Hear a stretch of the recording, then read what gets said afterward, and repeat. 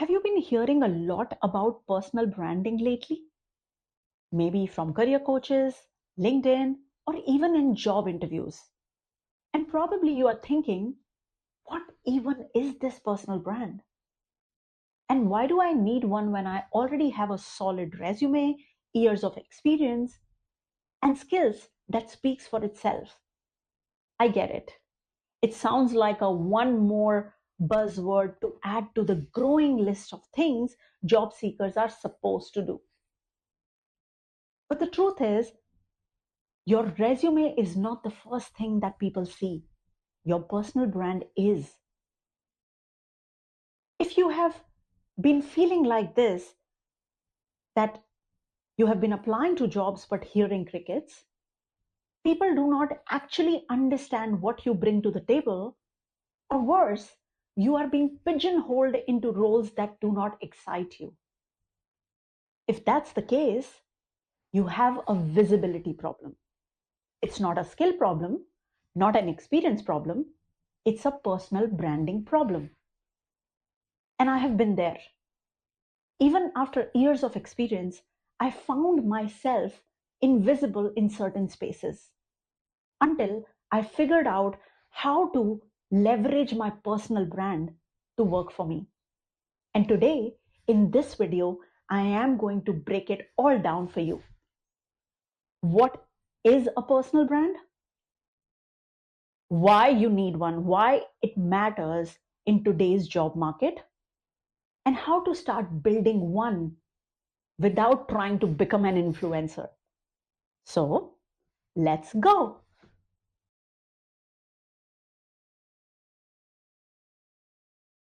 Now, let's talk about why personal branding matters if you are a job seeker in Canada. Now, I know a lot of people might say, oh, I have years of experience, I have the skills, my resume speaks for itself. But the truth is that in Canada, your credentials and your experience just puts you at the starting line. It doesn't guarantee attention, interview, or even understanding. Because Canada is a land of global talent. Employers here see resumes from people who have worked in Japan, China, US, UK, India, the whole world. So everyone is qualified. But here is the catch. Not every credential or company is recognized. It's easy for Canadian employers to know what to expect when they see someone from a Schulich or a Rotman or from a Shopify or an RBC.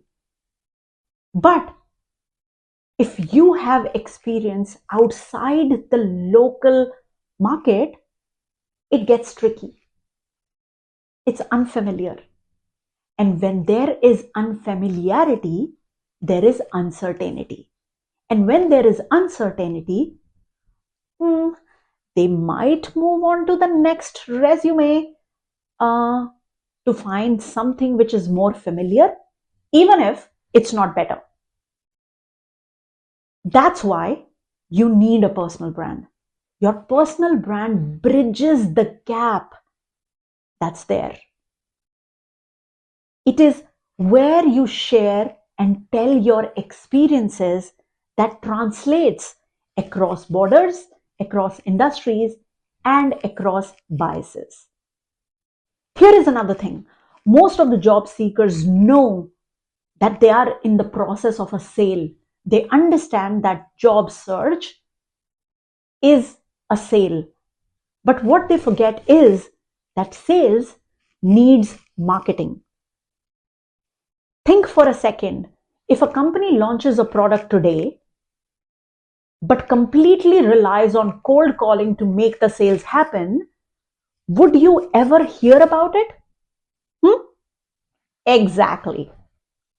When you are sending out resumes and waiting for interviews, that's a sales first strategy. You are knocking on doors. But personal branding, that's marketing. That's a pull strategy.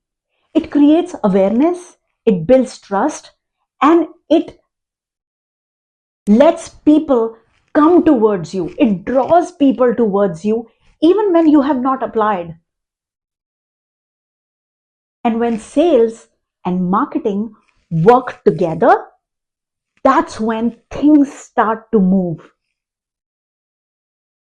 Now, if you are done with chasing opportunities and really want opportunities to find you, personal branding is not a luxury, it's a necessity.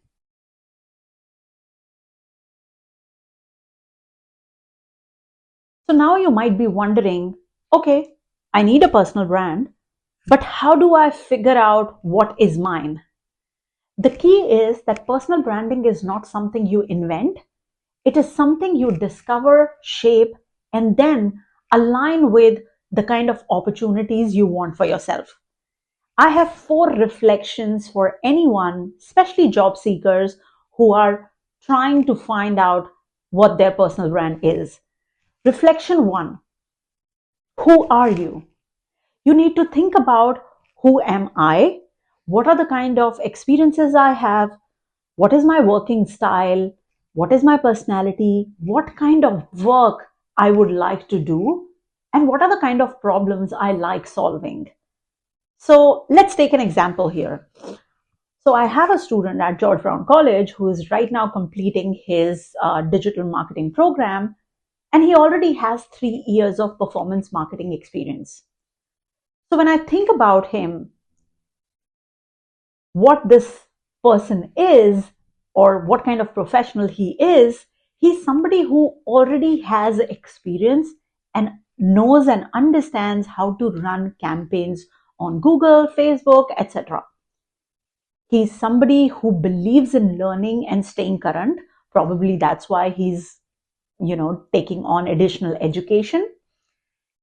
He is also somebody who understands matrices and campaign strategies, and is somebody who can translate data into insights. Now, second reflection: trying to understand your strengths, trying to understand your skills and superpowers that you bring to the table. And it's not like saying that, oh, I know how to run Facebook campaigns. It's going deeper than that. Trying to understand, can I manage budgets effectively? Can I translate data into insights?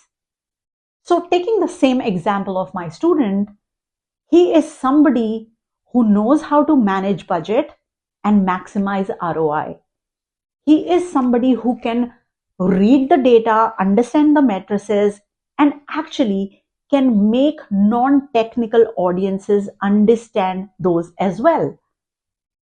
Now, moving in from here, the third reflection is to understand, how does this matter to my stakeholders?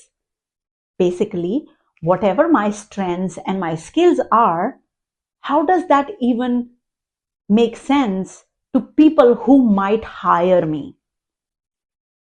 So, it's not just important to understand your strengths, it's also important to understand how those strengths impact your stakeholders. That means hiring managers, recruiters, or even potential collaborators.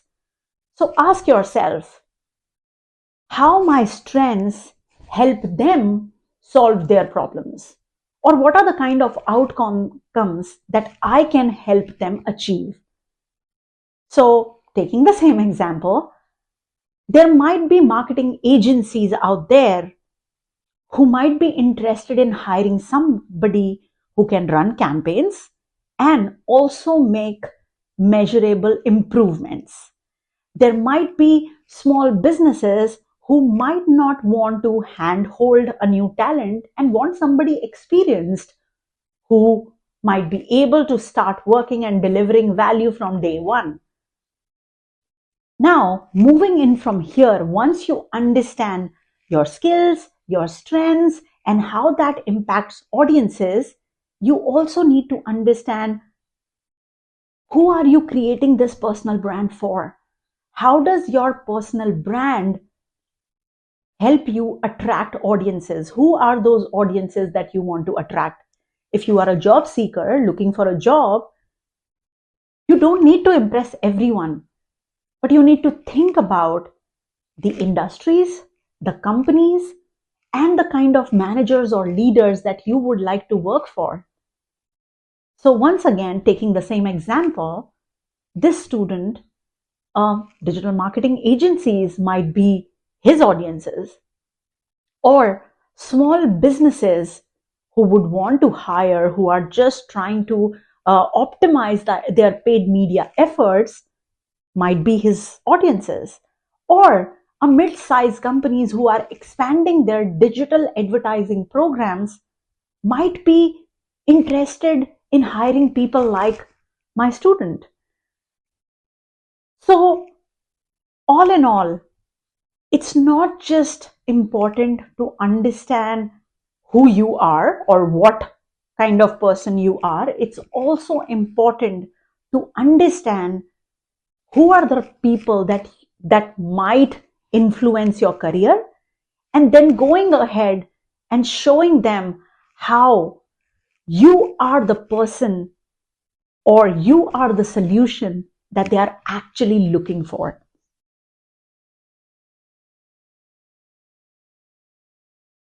Now let's talk about how you, as a job seeker, communicate your personal brand. Because it's not just about having a brand, it's about showing it in the right places, in the right way, so that people who can influence your career can notice it. This is how you do it. Number one, optimize your LinkedIn profile. Your LinkedIn profile is like your hub. Think about how a company has a website, their central place where anybody who wants to know about them and learn more about them can go to their website. Similarly, anybody who wants to know and learn more about you can go to your LinkedIn page. It could be recruiters, it could be hiring managers, or potential collaborators. So you need to make sure that you have all the relevant, all the polished information about yourself, the most updated information about yourself on your LinkedIn profile. You can do a couple of things here. Number one, your picture. Make sure you have a professional, clear headshot on LinkedIn. These days, phones are pretty good. You can actually click one yourself. Make sure the lighting is good enough. Number two, your about section. Make sure your about section tells a story.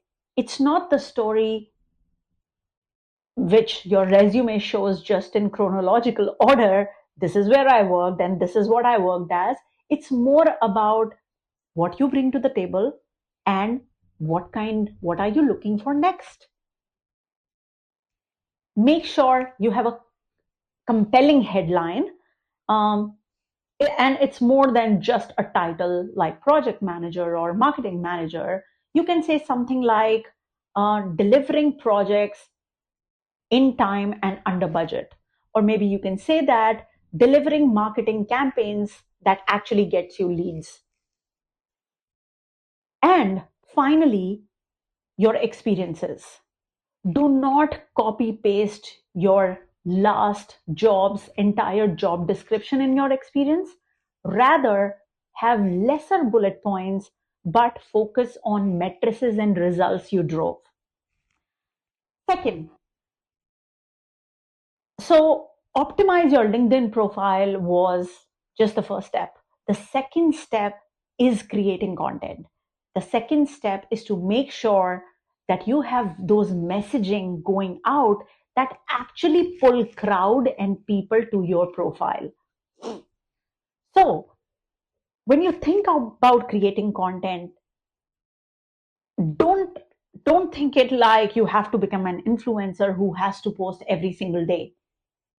Creating content, or rather creating value, can come in different shapes and sizes. You can comment with valuable comments. You can make posts.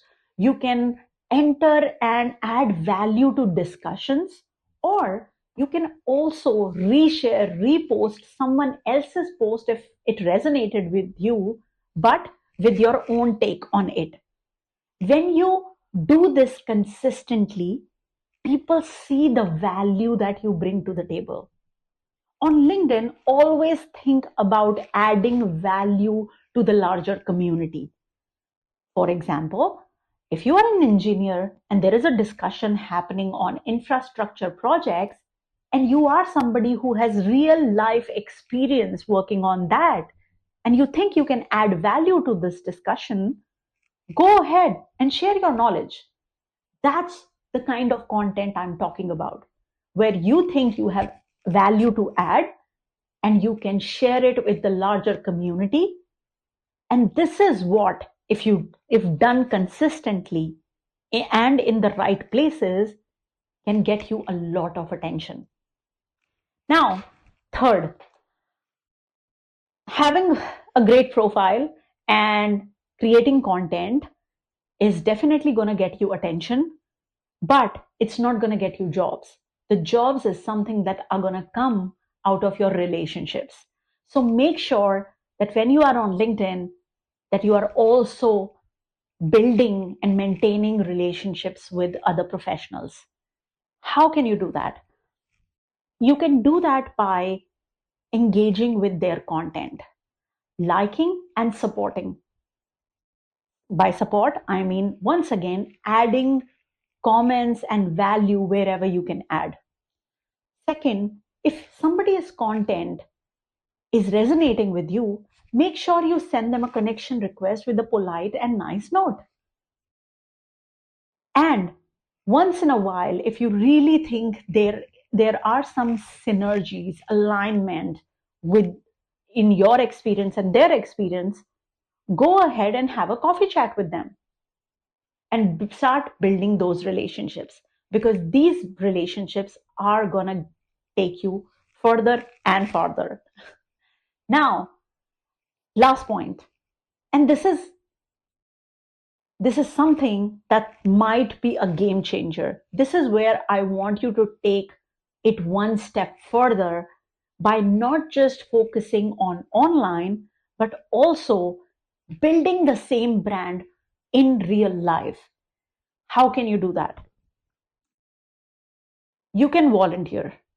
Anything where any opportunity where you think you can lend your expertise and add value, that's where you volunteer.